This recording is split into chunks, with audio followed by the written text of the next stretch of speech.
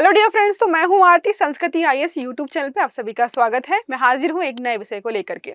आज हम पढ़ने वाले स्पेस लाइन के बारे में या अंतरिक्ष लिफ्ट के बारे में कि आखिर क्या होती है। लिफ्ट जैसे आप नॉर्मल सुनी है, क्या होता है?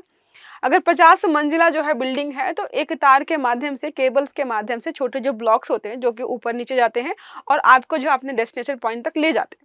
उसी प्रकार से यहाँ पर अवधारणा व्यक्त की गई है कि अगर हम कोई लंबा सा तार पृथ्वी से लेकर चंद्रमा तक यहाँ पर जो है स्थायी रूप से सेट कर दें तो उस तार के माध्यम से हम जो है चीजों को या फिर जो हमारे जो भी अंतरिक्ष यात्री हैं, अगर कोई जो है एक तरीके से क्यूब या बॉक्स बना पाए तो हम चीज़ों को यहाँ से वहाँ भेज पाएंगे। इससे जो है लागत भी कम हो जाएगी और बहुत सुलभ हो जाएगा। सोचो कहाँ तक सोच रहे हैं।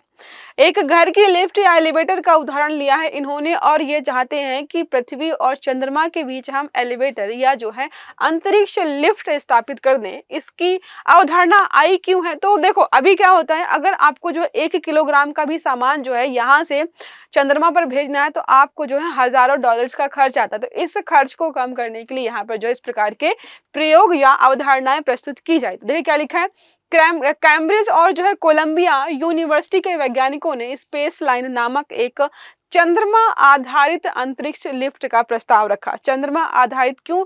क्योंकि यहाँ पर चंद्रमा के साथ ही हम लिफ्ट बनाने की बात कर रहे हैं। इसके अलावा पृथ्वी और चंद्रमा के बीच स्थित जो एक L1 पॉइंट है जिसको आप लैग्रेंजियन पॉइंट के नाम से जानते हो, उसका इस्तेमाल करने की यहाँ पर बात की जाए तो चंद्रमा इस पूरे मिशन में बहुत महत्वपूर्ण होने वाला है। इसमें क्या है, प्रस्ताव में बोला गया कि अंतरिक्ष में पहुंचने से जो हमारी जो लागत जो बहुत ज्यादा लगती है, इससे बोला है कि अगर ये हमने सफलतापूर्वक कर लिया तो लागत को 3/4 कम कर देगा। मतलब अगर पहले जो है $100 लगते थे, मतलब जस्ट एग्जांपल, तो उसके लिए मात्र और मात्र $25 लगेंगे आपको। इतनी ज्यादा जो है कीमत को कम करने वाला है। अब बात करते हैं यहाँ पर जो है पारंपरिक रूप से 1 किलोग्राम अगर आप सामान भेजो तो लगभग जो है $10,000 लगेंगे। इसके अलावा अगर चंद्रमा या उससे आगे मिशन से भेजना है तो ये लागत और भी अधिक हो जाती है। भारी जो रॉकेट वगैरह होते हैं उसमें आपको प्रणोदक इस्तेमाल करना पड़ता है, तो उच्च लागत और जो है जटिलता भी देखने को मिलती है। तो सारी समस्याओं का यहाँ पर एक जो है सुझाव दिया गया है कि हम क्या बना लें, एक जो है अंतरिक्ष लिफ्ट बना लेते हैं। अब बात करते हैं ये है क्या, पारंपरिक अवधारणा। तो क्या बोला इन्होंने, पृथ्वी से भू स्थिर कक्षा तक फैली एक केबल, मतलब जो है पृथ्वी से जो है कहाँ से स्टार्ट होगी, पृथ्वी से स्टार्ट होगी और भू स्थिर कक्षा तक जो है लगभग 42,000 किलोमीटर की ऊंचाई तक लंबी फैली एक ये केबल होने वाली। इस केबल पर सौर ऊर्जा से चलने वाले वाहन वस्तुएं ऊपर चढ़ाएंगे। देखो इसको बांध के नहीं रखेंगे, ठीक है। तो क्या है, ऐसी केबल होगी, ये चंद्रमा है और ये पृथ्वी है, यहाँ से चीजें जो है वाहन में रखेंगे और जो है वो ऊपर पहुंच जाएंगी। ये अवधारणा यहाँ पर व्यक्त की गई है। और केबल की जो है मोटाई कितनी बोली गई है, जो पेंसिल की नोक होती है उतनी मोटी होनी चाहिए। इसका मतलब जो है अच्छे खासे जो है क्वालिटी वाले और मजबूत प्रकार के यहाँ पे तत्वों का इस्तेमाल किया जाएगा। समस्या क्या है, इस तनाव को झेलने योग्य सुपर मटेरियल का अभाव है। अब इतनी लंबी अगर रस्सी होगी तो उस पर जो है तनाव भी बहुत पड़ेगा, ठीक है। मतलब जो है जैसे अगर आप देखेंगे तो अगर एक जगह से दूसरी जगह रस्सी बांधते तनाव की वजह से रस्सी नीचे झुक जाती है, तो तनाव बहुत ज्यादा पड़ेगा। उसके लिए हमारे पास सुपर मटेरियल नहीं है, अभी उसकी कमी है। दूसरी समस्या है, वर्तमान सामग्रियां हमारे पास जो भी हैं जैसे कार्बन नैनो ट्यूब्स, ये पर्याप्त नहीं है। वो बेहतर तरीके से इतना नहीं काम करेंगे कि सुरक्षित हम कह सकें इसको। तो अभी थोड़ी सी चिंता यही है। अब यहाँ पर बात करते हैं स्पेस लाइन जो है चंद्र लंगरित जो है अंतरिक्ष जो है लिफ्ट की बात करते हैं, लंगर डालने की बात कर रहे हैं यहाँ पर चंद्रमा पर। तो बोला है कि केबल की लंगर चंद्रमा पर और सिरा जो है कहाँ पर होगा, पृथ्वी के वायुमंडल के बाहर। मतलब जो है चंद्रमा पर फंसा कर रखेंगे और वो लटकता रहेगा पृथ्वी के वायुमंडल के बाहर। अब जो है दोनों घूम रहे हैं तो वो स्थिर रहेगा। इस प्रकार की यहाँ पर अवधारणा प्रस्तुत की गई है।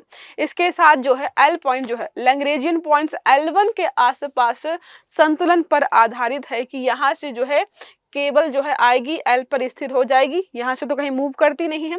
इसके बाद जो है हमारे यहाँ पर वायुमंडल में आकर लटकती रहेगी। ये अवधारणा यहाँ पर प्रस्तुत की गई है। अब बात करते हैं यहाँ पर जो है तकनीकी व्यवहार्यता की, क्या ये संभव है, सच में ऐसा हो पाएगा?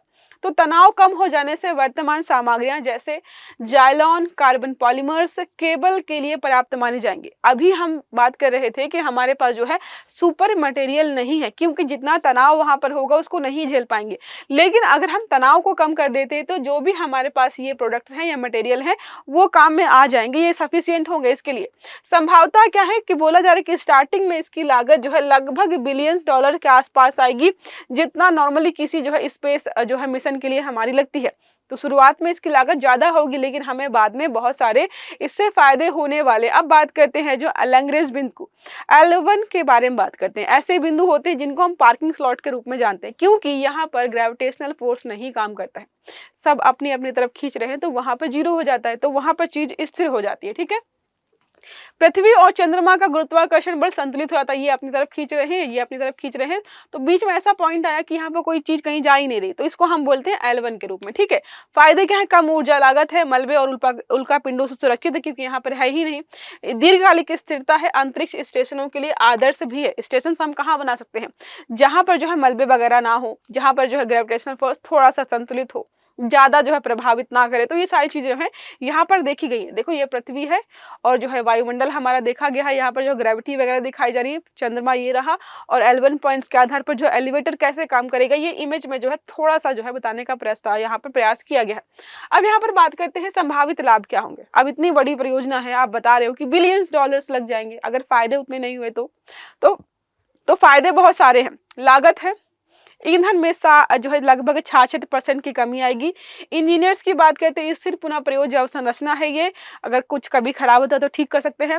वैज्ञानिक मिशन की बात करते हैं, दूरबीन हो गया, डिटेक्टर हो गया, बिजली संयंत्र हो गया, अंतरिक्ष प्रयोगशालाओं के लिए इस्तेमाल कर सकते हैं।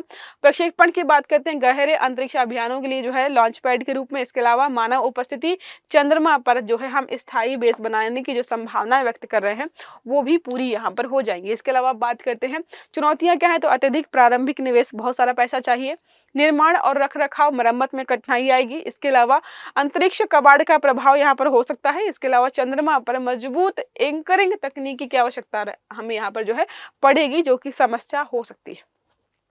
देख रहे हो आपके घरों पे, बिल्डिंग्स पे जो है अभी एलिवेटर्स नहीं लगे हैं, और वैज्ञानिक चाहते हैं कि चंद्रमा और पृथ्वी के बीच हम जो है लिफ्ट बना देते हैं, एलिवेटर लगा देते हैं, ताकि यहाँ से वहाँ आसानी से सामान जा सके और जो है हमारे बहुत सारे जो है काम आसानी से हो, लागत कम हो जाए। अब बात करते हैं, एक प्रश्न हमारा है, निम्नलिखित में से कौन सी अवधारणा अंतरिक्ष में लागत कुशल परिवहन का समाधान प्रस्तुत करती है? पहला है रॉकेट प्रोपल्सन, अंतरिक्ष लिफ्ट, हाइपरलूप या फिर सोलर सेल।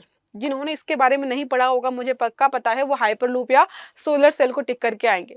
तो आपने पढ़ा है तो आप जो है इस क्वेश्चन का आंसर गलत करके मत आइएगा। अगर ये आर्टिकल अच्छा लगा है तो लाइक करिएगा, चैनल को सब्सक्राइब करना मत भूलिएगा, ताकि जितने भी इस प्रकार के आर्टिकल्स है वो सारे आपको समय पर मिलते रहें। तो अच्छे से पढ़िएगा। Have a good day, thank you.